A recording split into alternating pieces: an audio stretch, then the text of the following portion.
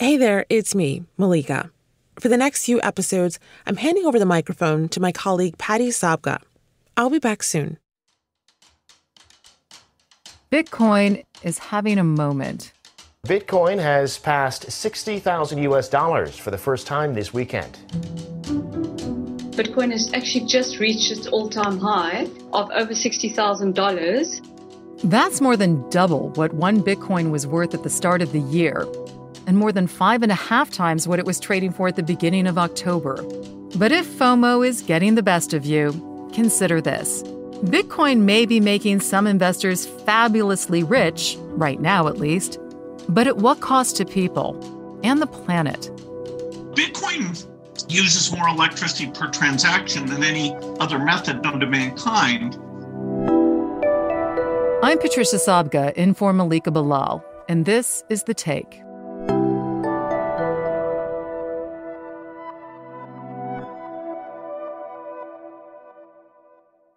The first Bitcoins were mined in 2009. And since then, the world's most popular cryptocurrency has been through two booms. I am a Bitcoin millionaire.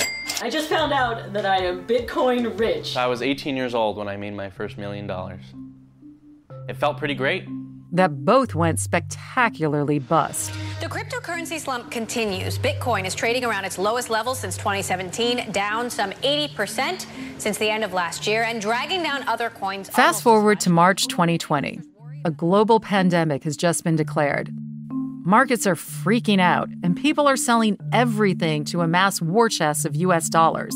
Stocks, bonds, gold, and cryptocurrencies. The value of Bitcoin dropped 13% on Thursday, this after gaining about 50% in value over the past 3 months. Look at what is happening. Bitcoin down 7.5%. That's like a 700-point drop. During the darkest days of lockdowns last year, one Bitcoin was worth a little over $5,500. So what changed? Well, a lot of assets recovered from their 2020 lows, including Bitcoin. But this latest rally didn't really ignite until October. That's when PayPal, the online platform that facilitates payments, said it was launching a new cryptocurrency service. And crucially, that it was laying the groundwork to let its customers use Bitcoin to pay for things. For Bitcoin believers, that was a game changer, because it signaled what they all hope Bitcoin will become one day: a mainstream form of payment. More fuel for the rally followed in December, when strategists at JPMorgan Chase said that Bitcoin's rise was coming at the expense of none other than gold. They were making the point that there had been outflows from gold and inflows into Bitcoin. Bitcoin would trade like gold. Enter Elon Musk, the tech visionary, by some measures the world's richest person. Well, in late January, he added #Bitcoin to his Twitter profile, which sparked a rally. A far more significant endorsement followed in February, when Tesla, the electric vehicle maker Musk founded and runs, it disclosed that it had bought $1.5 billion worth of Bitcoin and would start accepting it as a form of payment. The announcement by the electric car company drove the Bitcoin price soaring to over $44,000 per unit. Like previous Bitcoin rallies, many are questioning whether this latest one really has legs. It's also shining a light on Bitcoin's darker side. This is where Ben Piven enters. Ben has done a lot of reporting for Al Jazeera Digital at the crossroads of climate and finance. And recently, Bitcoin has become a big focus of that beat. Hello, Patricia. How are you? I'm fine. Listen, I really want to explore the underbelly of Bitcoin with you. There is a downside to Bitcoin, especially for the planet. Sure, Patty. That's something near and dear to me. And many climate advocates are very concerned right now. Bitcoin is very energy intensive, and the mining process to create Bitcoin and to verify all of the transactions that are taking place, it uses a lot of electricity. Now, for those of you who aren't familiar with what Ben's talking about, here's a simple explanation, or my best effort at it. Unlike fiat currencies like the dollar or yen or euro, Bitcoin is not controlled by a government. There's a finite number of coins, and they don't need a middleman like a bank to verify transactions. That's because Bitcoin, by design, is decentralized. Transactions are verified by a vast, global, decentralized network of computers that compete to verify them. And the winner is rewarded with Bitcoins. That process of those computers racing to release new Bitcoins, that's mining. That's how Bitcoin mining works. And there are all kinds of YouTube tutorials on how it's done. All you need to do is guess a random number that solves an equation generated by the system. Sounds simple, right? Of course, this guessing is all done by your computer. The more powerful of a computer you have, the more guesses you can make per second. The key words there are power and computer. Bitcoin mining is typically done by very expensive rigs, sometimes thousands of machines running at once. And what powers those powerful computers? It uses a lot of electricity, a lot of power. You can actually hear the power. Seriously, listen for it. That's not radio static. Remember, this is a podcast. It's actually the sound of one Bitcoin mining operation. Thousands of computers laboring in unison. Unfortunately, much of that power is created by coal-fired power plants, and that's contributing to air pollution, carbon emissions in the atmosphere, which make our global warming and climate change problem even worse. And Bitcoin is being mined all over the world. This is a Bitcoin mine hidden deep in the mountains of Sichuan in China. China accounts for the lion's share of mining, but lots of other countries are at it too, like Iran. This week, the Iranian Chamber of Commerce approved crypto mining. And Iceland. One such operation is situated within a series of ordinary-looking sheds by an abandoned World War II airstrip in the west of Iceland. And the U.S. You see the transformers lined up on the outside. We have a lot of megawatts. But Bitcoin supporters are crying foul over charges that cryptocurrencies are less climate-friendly than traditional ones. They say that the system that supports fiat currencies, again, dollars, yen, euros, they say that system has a massive carbon footprint too. Yes, Bitcoin proponents would say that the entire fiat money system is even more polluting. The people who are getting to their office jobs at big banks, the central government that is printing large amounts of paper currency, and all these different aspects of how the world financial structure operates are very consumptive of energy, and a lot of that is fossil fuel energy. So just to help people get their mind around this, what kind of carbon footprint are we talking here?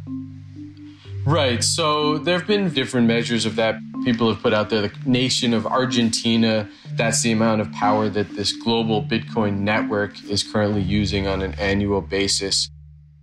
But then when we start to look into these environmental and social and even governance effects, there is cause to sort of take pause. So you just gave us the planet perspective. What about the social aspects? Sure, Patty. I would say that there is this risk that people are taking on. If it crashes, it could take down a lot of people. The critics will say that there is this dark side of money laundering. Drug runners, illicit activities are going on, just money that's not supposed to go where it's going. There's a lot of that going on. That's actually also a big part of the demand for crypto. And it's not that cryptocurrency and Bitcoin are fully anonymous. It's actually pseudonymous, but you can't necessarily track them down so easily, although there is this digital trail. And U.S. Treasury Secretary Janet Yellen, she recently voiced her concerns about criminals and crypto. I don't think that Bitcoin, I've said this before, is widely used as a transaction mechanism. To the extent it's used, I fear it's often for illicit finance. It's an extremely inefficient way of conducting transactions, and the amount of energy processing those transactions is staggering. It can be extremely volatile, and I do worry about potential losses that investors in it could suffer. All reasons why the specter of tighter regulation looms. So I think there are a lot of concerns that U.S. regulators have at the moment about the potential for Bitcoin. It is not that widespread yet, but for the perspective of people investing in it, when they see Secretary of the Treasury Janet Yellen and other folks at the SEC, that they may engage in more crackdown measures on cryptocurrency, you don't really want to bet on something that has this potential downside regulatory risk.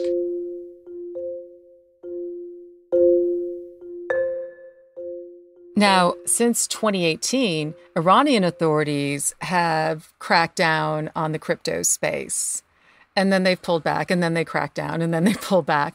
Al Jazeera's Maziar Mohammadi has written a lot about Iran's sort of love-hate relationship with cryptocurrencies, especially with Bitcoin. I think cryptocurrencies have become so popular in Iran for two major reasons. One, Iran's national currency, the rial, has been devaluing a lot for the past 3 years under US sanctions and local mismanagement. And there's a high inflation for the past 4 decades, as high as 40-50% from time to time. And when your national currency keeps going down and inflation keeps going up, you have to do something to maintain the quality of your life and make some money, because the job market here is not doing that well as well. So cryptocurrencies that are gradually going up in value could be a very good hedge against a devaluing national currency. And Maziar says a lot of Iranian millennials are investing in cryptocurrencies. But like other governments, Iran is struggling to fully grasp the nature of crypto. In the past 3 years, Iranian authorities have intermittently cracked down on the use, exchange, and mining of cryptocurrencies in a manner that shows they don't necessarily realize the nature of the technology they're dealing with. Some of the rules and directives over the past 3 years have been confusing. A virtual blanket ban was imposed about 3 years ago that says that cryptocurrencies can't be used in Iran's financial centers without really explaining what that means. Its stated purpose was to fight money laundering and terrorism financing. It did single out banks and credit institutions, but it didn't specifically mention whether cryptocurrency exchanges fall under the umbrella of that directive. Iranian officials have also blamed crypto mining for power blackouts and high levels of air pollution, even though, says Maziar, the grid there has been outdated and in need of an upgrade for years. That brings us to China, where authorities have also been cracking down on crypto mining, which brings us back to Ben Piven. So, Ben, you wrote a fantastic article for us about China's recent crackdown on cryptocurrencies and especially Bitcoin mining. That Bitcoin is largely being mined with energy that comes from coal. And right now, China is trying to reduce the amount of carbon emissions it's putting into the atmosphere in order to conform to their national 5-year plans that Beijing is implementing, and also the Paris Climate Agreement. And so the regional government up in Inner Mongolia, which is within China but adjacent to the country of Mongolia, has said, sorry, Bitcoin miners, those of you who have plans to start up new operations and those of you who are already operating these rigs, these mining cartels, as it were, you can no longer be hogging all of this energy because it's messing up our climate commitments and our targets for this 5-year plan. How big a player is China in the Bitcoin world right now? China controls about 2/3 of the global hash rate. That's the total computational power of mining operations. And when you look at China specifically, the biggest percentage of that is taking place in Xinjiang. That would be the province of Xinjiang, where the United Nations says more than 1 million minority Uyghur Muslims have been held in internment camps. The United States and other governments have labeled China's treatment of Uyghurs a genocide, a charge Beijing denies, claiming that the internment camps are vocational training centers to fight extremism. has the crypto community said anything about that, about these mining activities happening in what is ground zero for what many are calling horrific human rights abuses of Uyghur Muslims? You know, Patty, I can't exactly speak for the crypto community, for Bitcoin lovers. What I can say is that they're not necessarily known for their advocacy of democracy, human rights.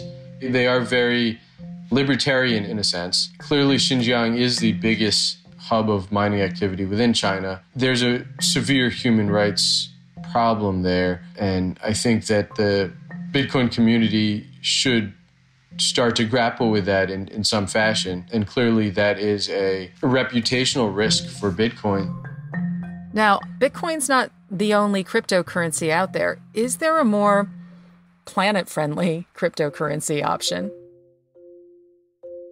That's a great question, Patty. In my recent reporting, I came across some experts on cryptocurrency who truly believe that proof of stake rather than proof of work is the way to run cryptocurrencies of the future. That may sound very technical. It is, but very simply put, proof of work involves a lot more energy. It's a lot clunkier. It's TBD whether that will truly take root amongst all cryptocurrencies. There's certainly cryptocurrencies that are already relying on proof of stake mining.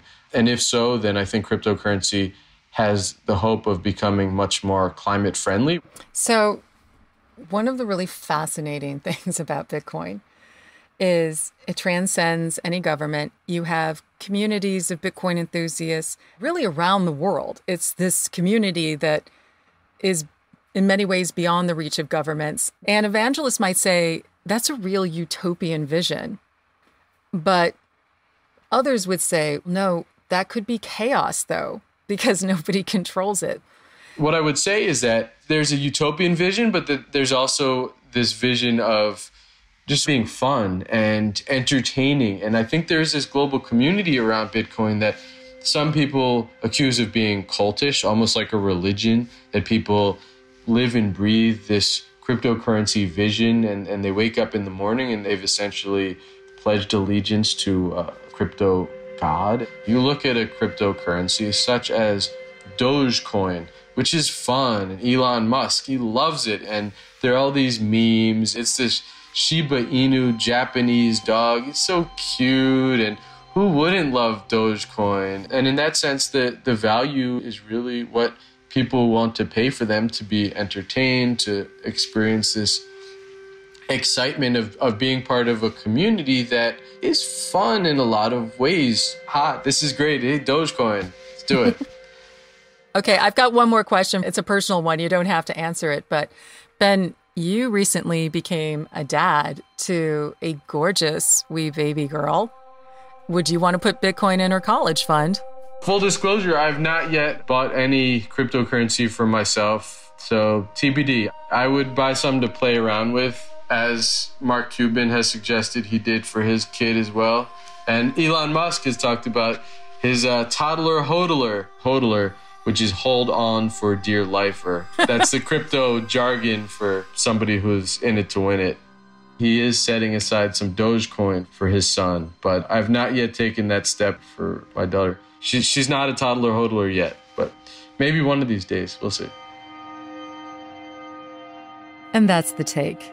This episode was produced by Amy Walters, with Nagin Oliai, Alexandra Locke, Priyanka Tilve, Nay Alvarez, Dina Kisbe, and me, Patricia Sabga, in This Week from Malika Bilal. Our sound designer is Alex Roldan. Natalia Aldana is our engagement producer, and Stacey Samuel is our executive producer. We'll be back on Friday.